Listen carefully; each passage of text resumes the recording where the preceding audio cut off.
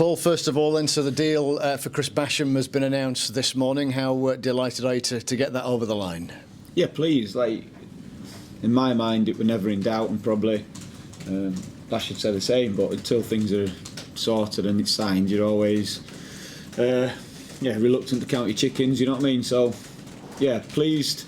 It's been important for a number of years at this club, and hopefully it'll be important for the next few as well. He's a big part of the success this club's had up until now, and like I say, I see him as a big part for the next few years too.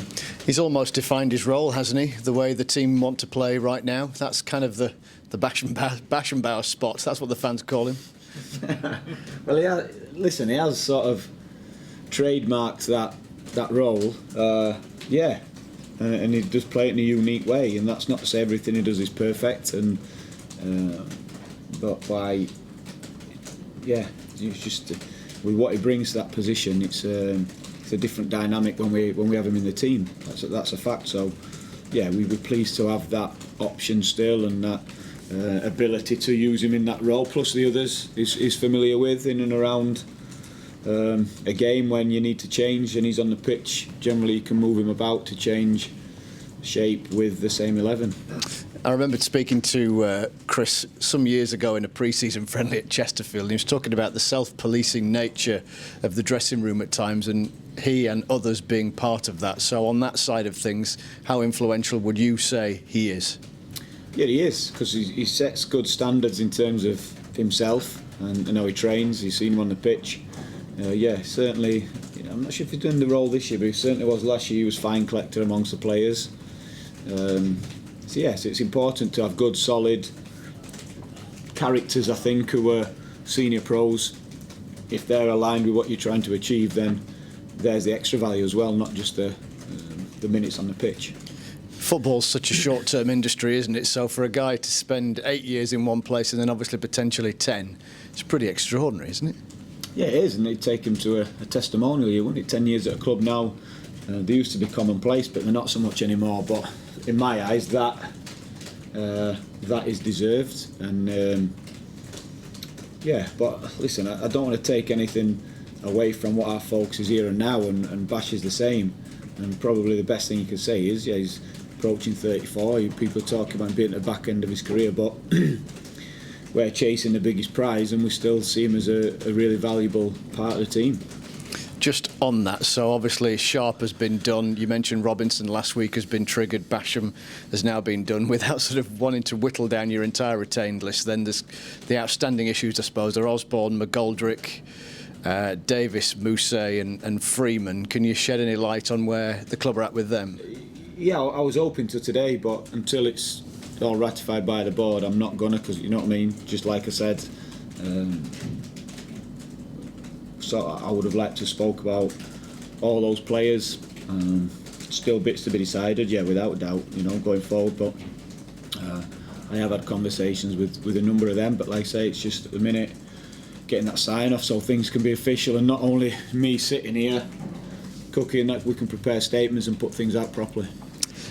You mentioned last week that the budget wasn't clear. Are you going to get one? Is it ever that simple of getting you've got this to spend, work within those parameters, or is it a movable I'd like feast? It to be, and everyone knows I'd like to be, but it may not be. But I just I think I'm pretty clear on it. It's not. I'm not fighting for money as such. You know what I mean? That's not my responsibility. But I'm fighting for the ability to make the best decisions with it. And that's where I'd see the club getting the best value out of myself, the staff, recruitment team, because we're the ones on the ground, we're the ones who know the players, we're the ones who know the dynamic of the squad. So yeah, I think window you always want to improve your squad, but you also want to improve your processes and how things are done. So I'd like to improve how things are done from January, and I think that's a big part of moving forward. Team news wise, how are you looking in between games from Fulham to Forest? Same. And Morgan's been back on the grass today, so obviously Connor and Morgan didn't train last week. But yeah, they'll be fine. Obviously George has had more training minutes in him, looking good. Bill's another few days closer, so yeah, we're touch wood.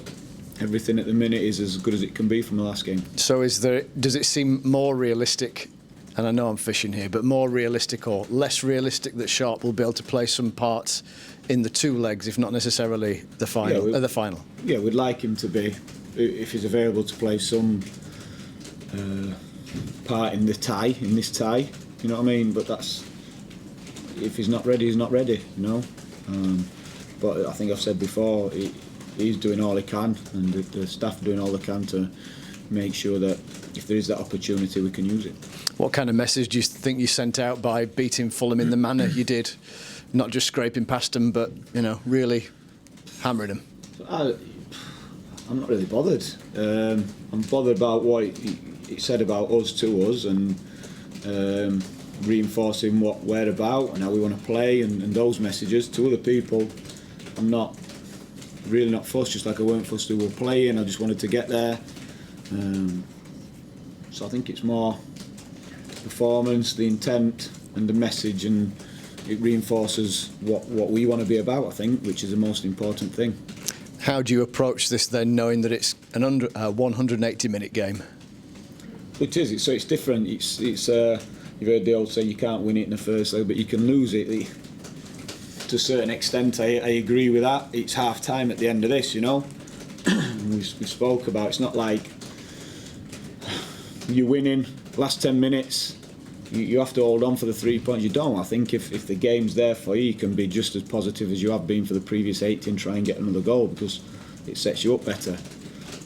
So I think you just play the game rather than, because there's no 3 points, and you play the game, you try and manage every part of it, take every opportunity. And likewise, off the back of that, you have to guard against everything, because a team may come, and I'm not saying Forest will do this, I've not got a clue, a team may come, sit back and look to keep it as tight as they possibly can for an away leg. So yeah, it does add a different dynamic, but one, I think the main message is you don't panic, you just try and get as much out of the game as you possibly can. How many times in the past week have you heard about Sheffield United being cursed in the playoffs? Generally speaking, down the years. I'm going to sit with you morbid guys. Yeah, but it's irrelevant, isn't it? Yes. It really is. I know to fans it's not, but different players, different staff, different occasion, different opponents. It's different. People like to look at these things and records. When you see going across the bottom on a Saturday afternoon, all the stats on the bottom of on the yellow tape about previous histories, not winning this or previous. It's literally a rare. You know what I mean? I still don't understand why people read into it. It's an all new game, all new set of players, all new set of opponents. So yeah, it probably adds the edge to the atmosphere, to the crowd, things that they might think about, but not to us. Do you think that there are some similarities between Sheffield United's season and Forest's season in how they've obviously changed their manager and risen from a low point in the table to be in the playoffs? Yeah, possibly, and you'd say both on merit. I think the Forest were bottom when Steve took over, weren't they? And it may have been earlier on than us, but after 7 games, 8 games, whatever it was, to only have a point or two to get there shows what a tough team we're facing. So we know it's going to be difficult. But I say it all the time, I'm never really bothered who we face, who's in front of us. How we go about the business is the same. We look at us and how we prepare to give ourselves the best chance to win. And that's what you want. If you're successful, you're going to keep playing better teams, and that's what we want to do. And just keep playing better teams, tougher opponents, and see how far we can get. How have they gone about their season then? How have they got to where they are, and what are their threats? But they've got obvious ones on the counter, obvious ones down the right-hand side. And I think they recruited really well in January. They made a lot of good signings, and it's never a coincidence when a team, then you look at Bournemouth and how they sort of bolstered their ranks. Forest did the same, adding some good experience. And then although Steve were playing really well in terms of how the team was set up, I think they sort of came across a real settled way of playing, which we see now with the attacking threat on the counter, the attacking threat of the front two with a 10, that type of thing. So yeah, we We know we're facing a team who's. You can have a team who's in good form, but we're playing a good team because they've done it over so many weeks now. So we know we're playing a good team. I know you mentioned a couple of minutes ago about prior experience, but you obviously have prior experience of leading a team in the playoffs. Is that helping you now? I don't know. It will be. All your experiences help you. I think we've been in that situation before. All your experiences, good and bad, dealing with different things. I think you just get a bit more clear in what's important, what's not, and so it's the games are big enough. I said numerous times, the games take care of themselves how big they are. I think the preparation's right to make sure we've got the right messages across. We're prepared to go and play, and then we create that little bit of a buzz, but the right environment for them to go and play as well. So it's not overbearing, it's not stifling. We can still go out and express ourselves, but at the same time know how big it is and know what's at stake. Yeah, just finally, I mean, Gibbs White was just saying that the match against Fulham was the best atmosphere he'd played in or could recall anyway. I mean, that might be, the decibels might be even greater this weekend. Yeah, I hope so. I know we, as a club, we're putting things on, wanting the fans in there earlier, and that'd be my message to the fans: get in there, come and back the team. We want them there. I keep saying all the time how important the fans are. We play for the fans. We want. They're going to be here long after we are. We play for the fans, but likewise, the fans need to understand how they can help us. Morgan's picking that out. Best atmosphere he's played in.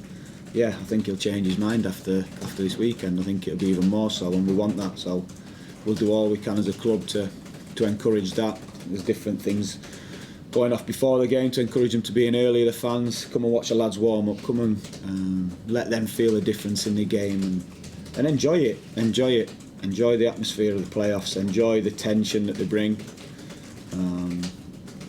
Because they don't always come about, like saying, to be in it like we are from where we were. It is an achievement, but we want something a bit more as well.